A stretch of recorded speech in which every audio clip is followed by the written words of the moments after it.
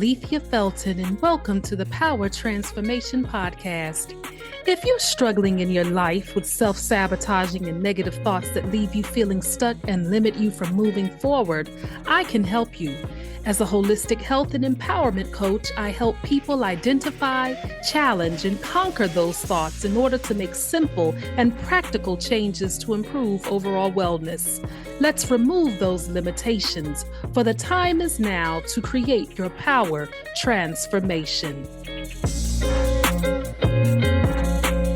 Hey, y'all. Thank you so much for joining me. I am Coach Alethea Felton, certified holistic wellness coach, and your host of the Power Transformation Podcast. Thank you for joining me today. I am so thrilled to have you here, and I'd like to welcome you if you are new to our community. Thank you. And before we get in deeper, go ahead and follow or subscribe to the Power Transformation Podcast. If you are listening directly from the Buzzsprout link, you will notice that there are some icons that are right under the description of the podcast. Those icons will take you directly to different podcast apps. Those apps are free, and from there, you can follow and or subscribe to the Power Transformation Podcast. And while you're at it, if you are listening from Apple Podcasts, specifically, go ahead and write a review. Leave a 5-star rating and write a review. I do know that from Spotify, you can also leave a rating, I think. But on any of those apps that you can leave a rating, please, because the more ratings that I get, the more traction this podcast builds. And then that way more people can hear about what we are doing on the Power Transformation Podcast. And while I am the host, I say we because you are a part of this community. And it is because of you that I am able to bring relevant content week after week your way so that you can transform your life and people around you can transform theirs. Let's make power transformation a movement.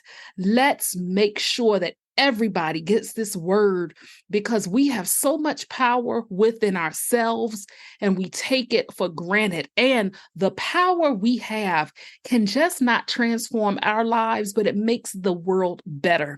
So I needed to get that out. Let's go ahead and start with our affirmation. I'll say it once and then you repeat it. I choose to do something good for myself today. That's a very simple affirmation, but I think it's important specifically for what I am sharing with you today. It is the summertime in the Northern Hemisphere, and with summertime, specifically where I'm located in the United States, we get some nice hot weather, longer days, summertime fun, baby. You hear me? Summer is my favorite season. I am a summer baby. I am born in August, and I think it is just natural for me to just love summer. And with that, summer often connotates a lot of excitement for people, and it just is something that people are excited about because you travel and you get to have cookouts and you do so much. However, for others, summer does not necessarily bring on all of those positive feels and the support. And as a holistic wellness coach, I do my best to be in tune with what people are experiencing year round. Now, I'm not a therapist. I've talked about that prior, but as a coach, I am helping you check in with yourself and giving you the tools as we discuss them together in partnership, so to speak. I am your coach, guiding you, training you, showing you, but I'm also learning from you and I'm listening to you. And something that I have observed just from people in my own life and just in general from reading articles or hearing people while I'm out and about is something that's called seasonal affective disorder, SAD or SAD.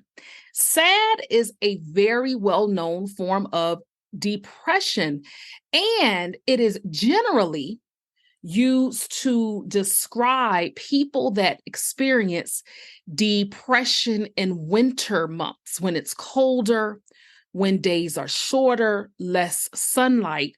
And as a matter of fact, 4 to 6% of the entire population get seasonal affective disorder in the United States. However, did you know that out of that percentage, okay, well, 4 to 6% total, but if you took everybody in that category, 10% of the combined total of people get seasonal affective disorder in reverse, meaning that they get it in summer. Summertime can bring on depression for some people. Let me just share a quick anecdote here. It wasn't necessarily seasonal affective disorder that I had, but I will never forget in 2014, so this was 9 years ago, I had a very severe asthma attack. And with that asthma attack brought sickness, it brought hospitalization, it brought a lot of other complications that happened. And then also I had gotten stomach infection. I mean, it was just a lot of back-to-back things going on in 2014. But one thing that I remember is I had a hospitalization. And once I was discharged, I had to be put on complete bed rest for the entire summer. Complete bed rest. Y'all, that was torture for me because I was so weak at that time where I couldn't do a lot of things on my own. And I remember vividly how I would have the shades lifted in my bedroom. I had to have people caring for me. Oh my goodness, I thank God for how far I've come in my health. But I remember just being so depressed and so sad because I couldn't do anything. And like I shared, I love summer. So that was a form of depression because I couldn't go out. But people who get summertime depression, they have this experience for several reasons. And I'm going to just share with you a few stats first from the Mayo Clinic. Then I'm going to give you 7 tips on how to manage summertime depression. So these are some of the reasons, according to Mayo Clinic, as to why people can experience seasonal affective disorder in the summer. Longer days lead to increased heat and humidity. That can affect certain people who just don't do well in the heat. I love the heat, but there are people that just can't take it. And that can start to trigger things within them that causes them to want to isolate, not be out, sad because it's so hot and they don't like the heat and so humid and sticky outside. And that can trigger depression. Also, something else, schedules. Most people's schedules are disrupted and affected in summers. For a lot of you who have children, for example, kids are out of school typically. Yes, you may have children in summer school, summer camps, day camps, but kids are out. And that can disrupt your entire schedule because during a school year, kids have a set schedule. You might have carpool. You have different times during a school year where they may be doing different type of extracurricular activities depending on the age of your child. But over summer, that's changed. And so parents have to adjust their work schedules. Parents have to adjust, okay, who's going to watch kids while I'm working or out? Also, families often go on vacations over the summer. All of that stress is compiled. And what can happen is that can cause a person to really shut down, especially a person who lives with summertime depression. Another possible cause is over the summer. Everybody is talking about, okay, hot girl summer or showing off summer body image issues. Whether you're a man or a woman, body image can be a trigger for people with summertime depression. And it may not even be that you are necessarily out of shape, but it could be that on media, specifically social media, television, things of that nature, or just being out and about, people see other people's bodies, then they get caught into that comparison trap, or they start to think, oh, I don't look as great as them, I'm not as slim and trim. What are people going to think? And y'all, to be quite frank too, is we are out of technically a pandemic. Yes, COVID still exists, but in terms of being out of the pandemic, more people now are going out more, traveling more.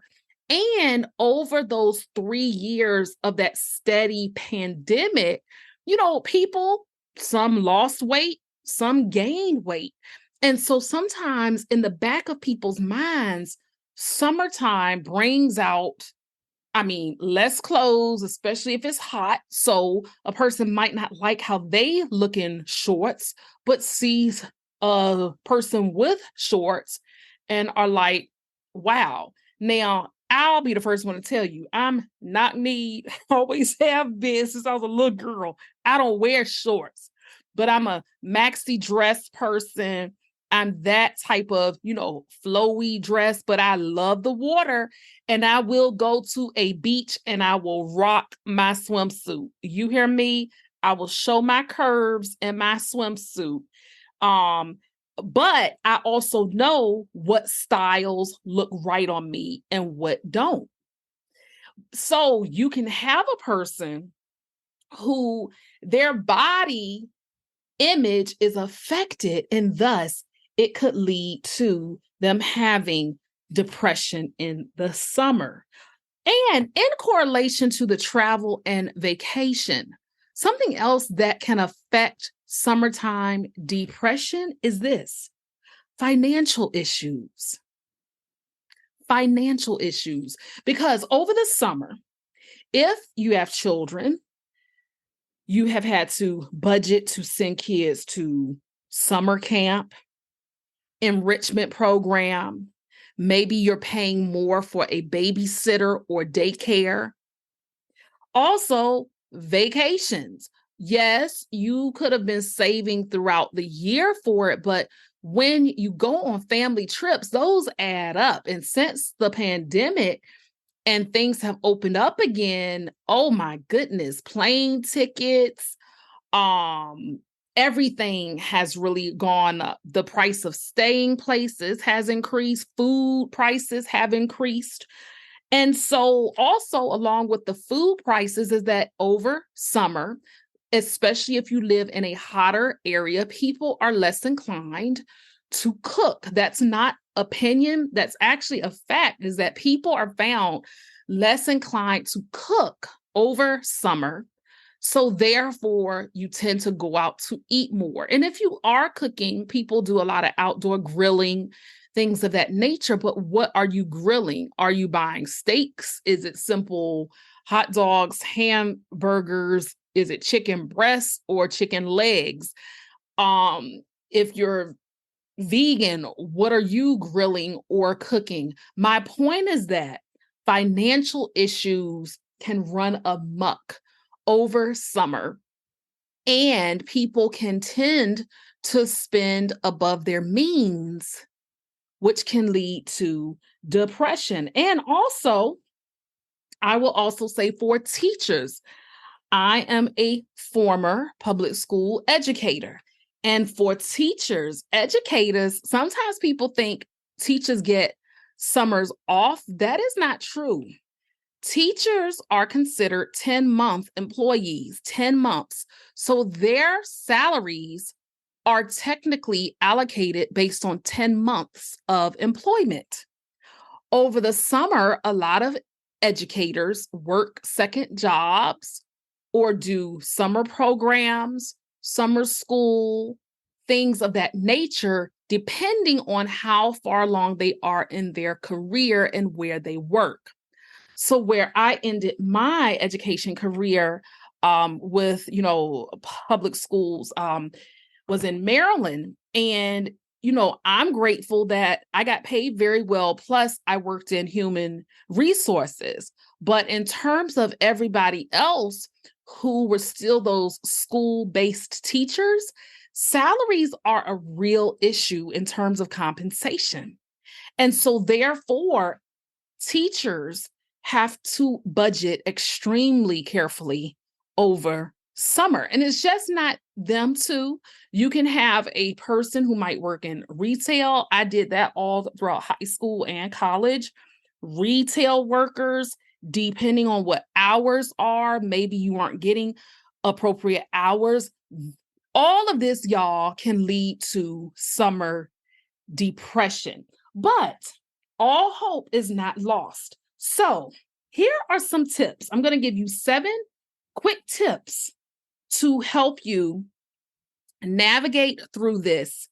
And 7 tips, pretty much, if I were to put a title, it would be, 7 tips to manage summer or summertime depression. So, number 1, this is tip 1.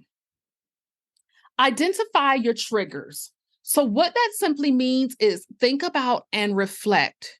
If you are a person that gets depressed over summer, think about what it is that causes that depression. What causes you to be sad? That's number 1, because when you can identify and really reflect inwardly as to what's happening, that can actually help you come to a resolve.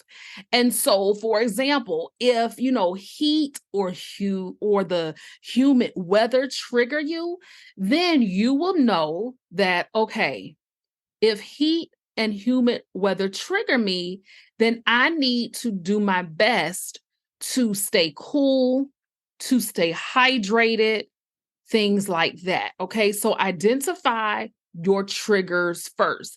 Now, sunlight, while sunlight is great for us, overexposure of sunlight can actually do a reverse and can actually do more harm to you, specifically if you aren't wearing shades or wearing sunscreen.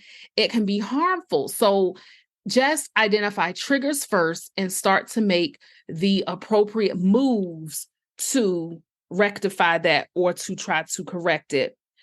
Tip number 2, if you are dealing with summertime depression, get sleep and exercise. Tip 2, get sleep and exercise. Sleeping is important. Although the days are longer in summer, it's still great to still sleep. Get sleep in summer. And it can be tough because there are times where it's 8:30, 9 o'clock at night sometimes where it's still kind of light outside. So you can get blackout curtains or blackout shades.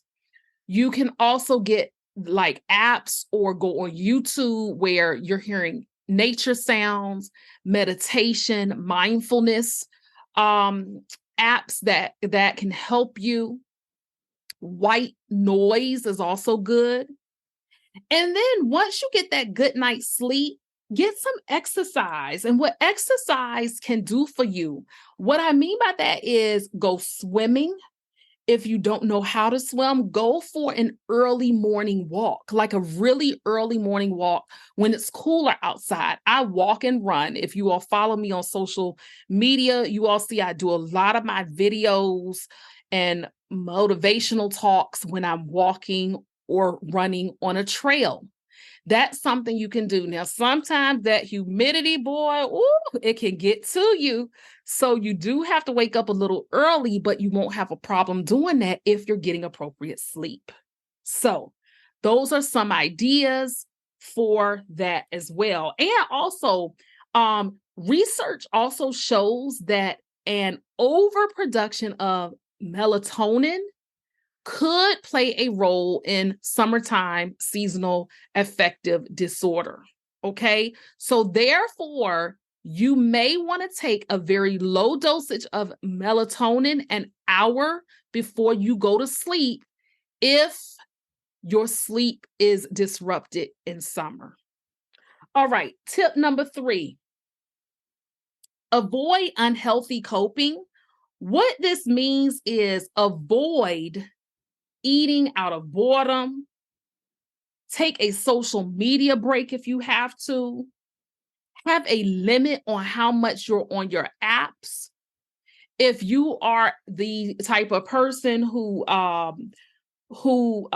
likes to shop, or you love Amazon Prime days, and I'm not knocking that, but what I'm trying to say is you have to establish means to avoid unhealthy coping just because you aren't feeling emotionally well. Something else too is with summertime, you can get cookouts, hangouts with friends that could lead to possibly more drinking. If you like the taste of alcohol, and if you know that you overconsume sometimes, avoid drinking a lot over summer. Do your best to avoid drinking alcohol because that's only going to put you more in a slump. Not saying that you can't enjoy it here and there, but just do your best to avoid overconsumption of it. Another thing is this, and this is a little tender, but if you have a tendency to watch porn from time to time, yes, I said it, uh, be mindful of what you are watching and how much you are watching. Because with depression, it's easy to slip into addictive behaviors. And you got to be careful with that because it can make your depression worse. All right, tip number 4, keep a routine. It's very easy to get off track of your normal routine in summer. But what you could still do is keep an ongoing calendar of all of your appointments, of all of your tasks. Write down lists on sticky notes. One thing that my mom does that I admire, and she's always done this.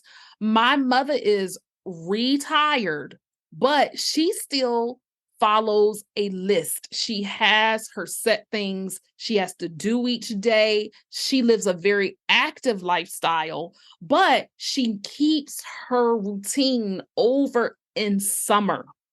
And it helps to keep her healthy. It helps to keep her on task with things. But it can be as simple as you starting off saying, okay, this is the time I'm going to wake up. This is the time I'm going to do my daily prayer or, spiritual readings. This is the time that I'm going to brush my teeth. This is the time that I'm going to eat. Yes, you can divert some from your schedule, but it's best to try to do your best to keep a schedule as much as you can. So establish your routine. All right. Tip number 5. Tip number 5 is specifically for people that have children. So tip number 5 for you, connect with other parents. If you have school-aged children, okay, connect with other parents. because that way parents can kind of share the load. Say that you are in a specific area where a lot of your kids go to the same day camps or have similar activities over the summer.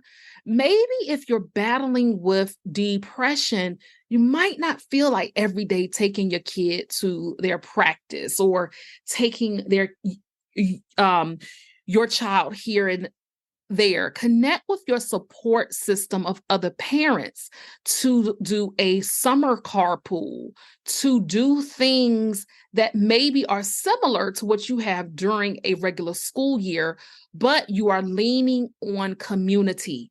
And that way you aren't carrying the load by yourself. Even if you have a husband or a wife helping you with your child, y'all can still reach out to other support, other parents.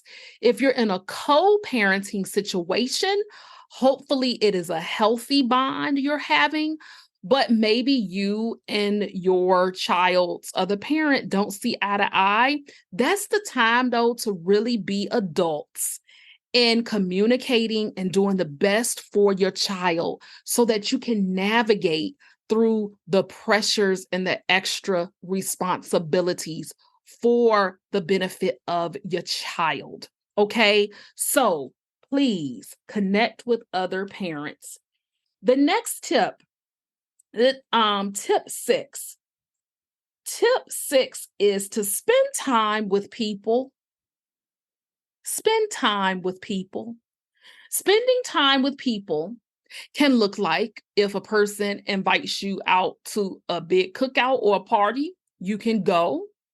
If you don't want to, maybe you can have a friend to just come over, say, hey, come on over and watch the game with me, or come on over and let's just have some breakfast, or come over and watch a movie.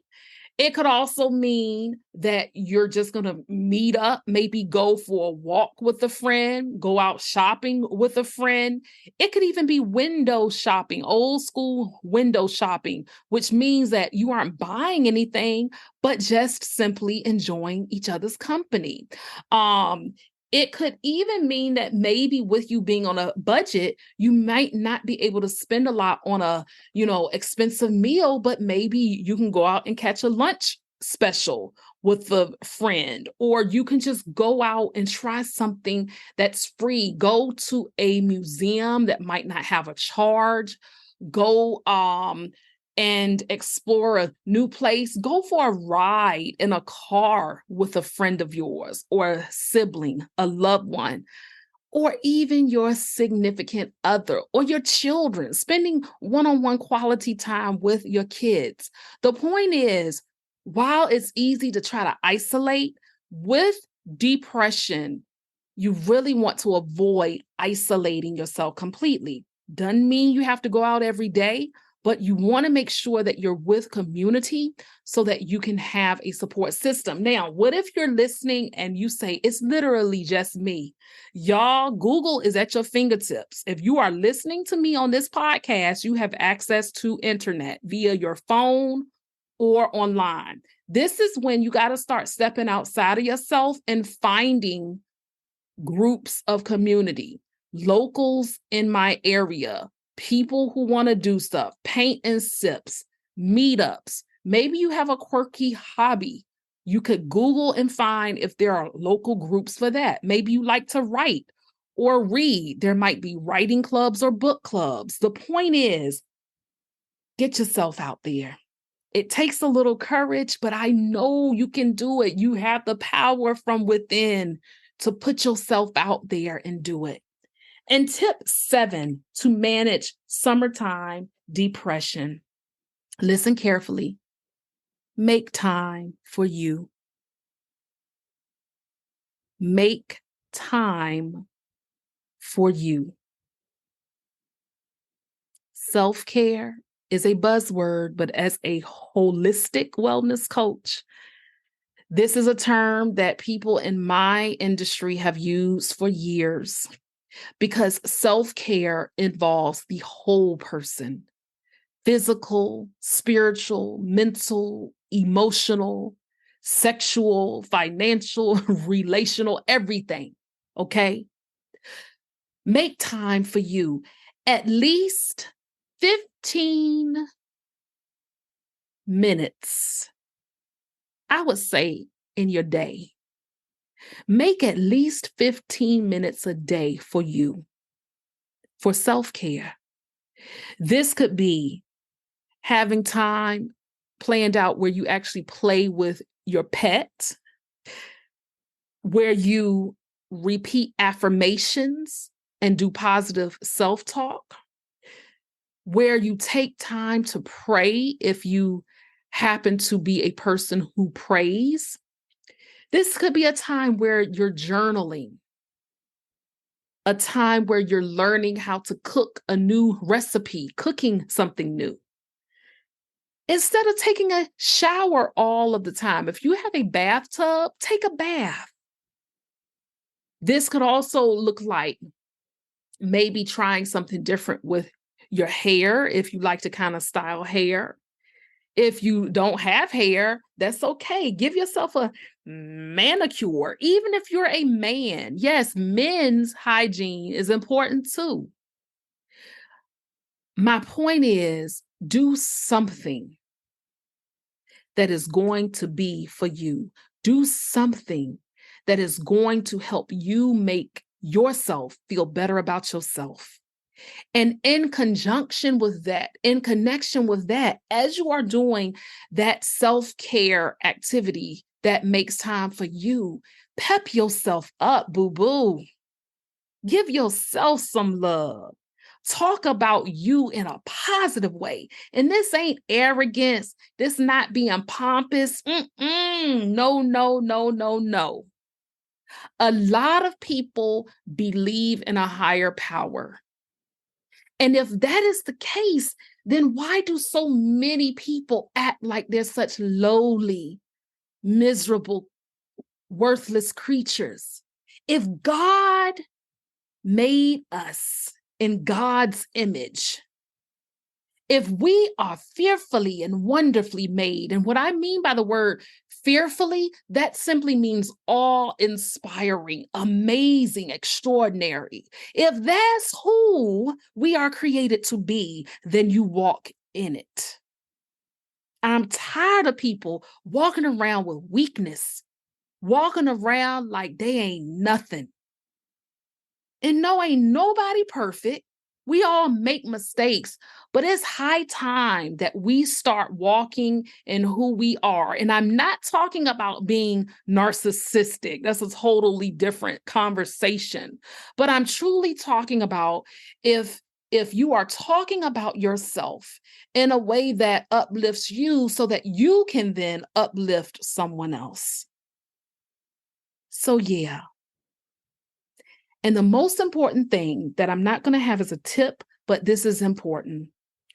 I always encourage and recommend, seriously, seek the help of a therapist. Get professional help. If your depression is just far too much to manage and handle, there's so much support out there for you. Get the help of a professional who can walk with you through this slump and can get you what you need, whether that's just one-on-one talking, whether it's medication, or whether it's inpatient treatment, doesn't matter. Just know that you are worth getting the help you need. So yeah, enjoy summertime and know that you don't have to go through your low points alone. Let's go ahead and close out with our affirmation. I'll say it once, and then you repeat it. I choose to do something good for myself today. If you enjoyed today's show, then you don't want to miss an episode. So follow the Power Transformation Podcast on Apple Podcasts, Spotify, or wherever you usually listen, and remember to rate and review. I also invite you to connect with me on social media at Alethea Felton. That's at ALETHEAFELTON. Until next time, remember to be good to yourself and to others.